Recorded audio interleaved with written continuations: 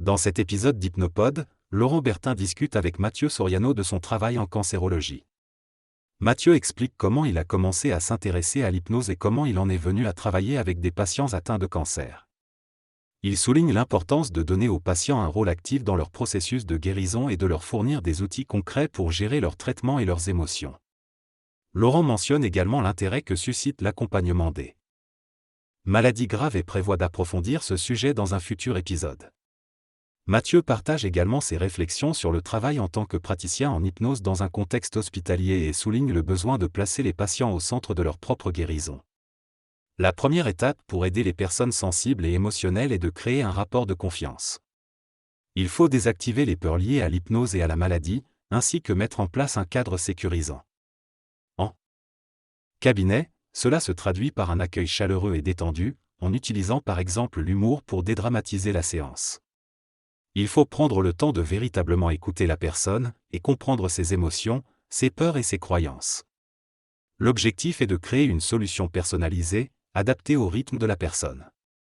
La création de ce rapport de confiance permet à la personne de se sentir à l'aise et considérée, et favorise un début de séance plus serein. Le travail en cancérologie a permis à l'interlocuteur d'apprendre plusieurs paramètres importants. L'un d'entre eux est l'intention, qui est étroitement liée à l'engagement. Il est essentiel d'être véritablement présent et de s'adresser à la personne de manière consciente et inconsciente. Parfois, le praticien parle plus pour se rassurer, ce qui n'a pas le même impact sur la personne concernée. Il est donc essentiel de créer un rapport de complicité avec l'inconscient dès le début de la séance. L'intention se manifeste également par la conviction et la croyance en ce que l'hypnose peut accomplir. Il est important d'y croire pour amener l'autre personne à y croire aussi. Les phénomènes hypnotiques jouent un rôle essentiel dans l'induction de l'hypnose. Ils permettent de désactiver les peurs et les croyances liées à l'hypnose et de susciter l'intérêt des individus à aller plus loin. La notion de jeu est également importante, car elle permet de créer une atmosphère détendue et de faire participer activement la personne à la séance. L'apprentissage est également une composante essentielle, car lorsque les individus perçoivent qu'ils vont en ressortir avec un apprentissage, ils s'engagent davantage dans la séance. Des choses simples comme une chute en avant ou en arrière peuvent être utilisées pour créer des réactions inconscientes et observer les signes de la personne. En matière d'hypnose, il est important de partir de choses simples et d'utiliser l'imaginaire pour aider les personnes à comprendre le processus. Il est essentiel de prendre le temps d'expliquer et de valider chaque étape, car les gens ne connaissent pas forcément le fonctionnement de l'hypnose. L'utilisation de techniques telles que la bascule du corps avant-arrière peut être efficace pour induire un état d'hypnose.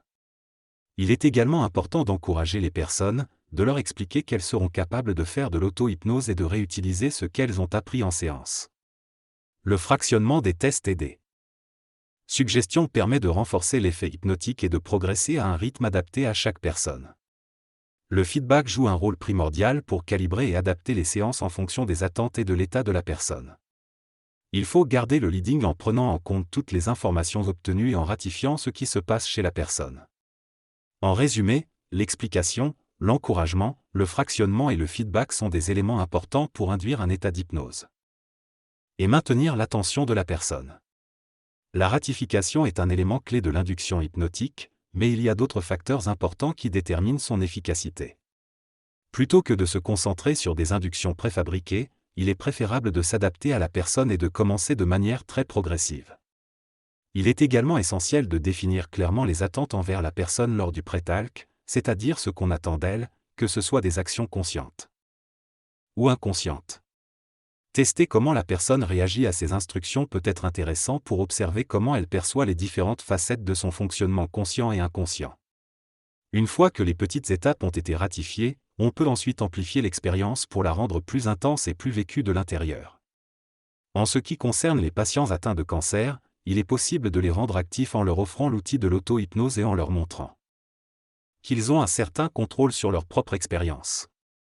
Ces patients ont souvent été passifs dans leur traitement médical, donc retrouver un peu de pouvoir sur leur situation peut être très motivant pour eux. En cabinet, pour motiver les personnes passives, il est important de jouer sur les rythmes et de les impliquer activement. Il faut commencer par des exercices hypnotiques rapides et impliquant le corps pour favoriser l'association à celui-ci. Cela permet de réduire les distractions liées au dialogue intérieur et d'encourager l'engagement actif de la personne. Il est nécessaire d'adopter une approche de synchronisation avec la personne, en se mettant initialement à son rythme pour ensuite l'amener progressivement vers un état d'activité. Il est contre-productif d'imposer un changement de rythme brusque à la personne. Il est également utile de parler de ce que la personne aime et de faire des liens avec ses passions pour l'impliquer et l'intéresser. Faire référence à l'enfance peut également être efficace pour rappeler à la personne les capacités qu'elle avait à croire en des choses possibles. Parfois, une simple phrase ou un mot peut créer une résonance et stimuler le processus hypnotique.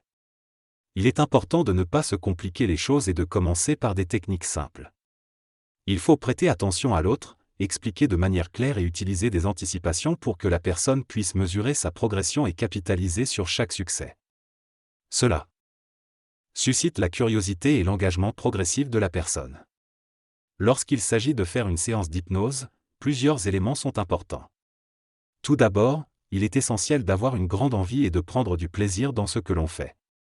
Cela permet de créer une expérience forte et significative pour le client. Un bon moyen d'y parvenir est de toujours chercher à progresser de manière simple, en se mettant constamment à la place de l'autre. Il existe une boucle de feedback dont parle James Tripp dans son site Hypnosis Without Trance. Cette boucle permet de créer des inductions facilement. Les croyances et les pensées de la personne renforcent son imagination, qui à son tour, modifie sa physiologie, créant ainsi une expérience qui renforce les croyances. Il est possible d'utiliser cette boucle même avec des phénomènes simples, comme une bascule avant-arrière, en incitant le sujet à jouer le jeu et à imaginer pleinement l'expérience. Il est également important de créer un rapport de confiance avec le client dès le début de la séance. Cela peut être fait en donnant envie au client de vivre une expérience agréable et en lui assurant que tout est possible pendant la séance. Il est intéressant d'observer comment les hypnotiseurs de spectacle et de rue utilisent ces techniques pour commencer par des phénomènes simples et ensuite créer des expériences plus profondes. De plus, il est crucial d'aborder les croyances entourant la séance. Il peut arriver que les clients aient des croyances ésotériques ou non adaptées. Il faut donc soit désactiver ces croyances non verbalement, soit les désamorcer lorsqu'elles se présentent. L'humour ou une expérience concrète peuvent être utilisés pour montrer aux clients que certaines croyances ne sont pas valables. En résumé, pour une séance d'hypnose efficace, il est essentiel de créer un rapport de confiance, de rester simple dans les inductions et de créer du lien avec le client. Il est important d'avoir envie de prendre plaisir dans ce que l'on fait, et de s'adapter aux croyances et à l'imagination de la personne. Dans ce dialogue, les participants discutent de la motivation de la personne en hypnose. Ils soulignent l'importance de créer un lien entre le conscient et l'inconscient, en donnant du sens à l'expérience et en impliquant les émotions pour renforcer le cadre de la séance. Ils soulignent également l'importance de comprendre les motivations profondes de la personne et de travailler au-delà de la problématique apparente. Dans le contexte des maladies graves comme le cancer, ils conseillent aux praticiens de se poser la question de leur propre motivation et de se préparer aux émotions difficiles, y compris la perte de patients.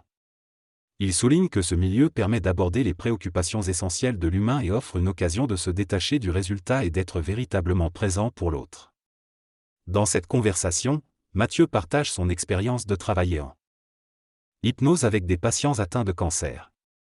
Il souligne l'importance d'être présent et de créer un lien fort avec le patient, en particulier lorsqu'il recherche des expériences émotionnelles intenses. Il raconte une anecdote touchante avec une cliente qui lui a dit qu'elle voulait vivre quelque chose de fort avant de partir tranquillement. Mathieu soulève également l'importance du soutien et de la générosité de Laurent, qui travaille pour élever le niveau de l'hypnose en France. Il conclut en menant ses auditeurs à réfléchir sur les pistes pour bien préparer les séances d'hypnose, et encourage les auditeurs à donner leurs commentaires et à laisser des avis sur iTunes. Laurent remercie Mathieu pour avoir partagé ses émotions et s'adresse aux auditeurs en leur souhaitant une bonne soirée.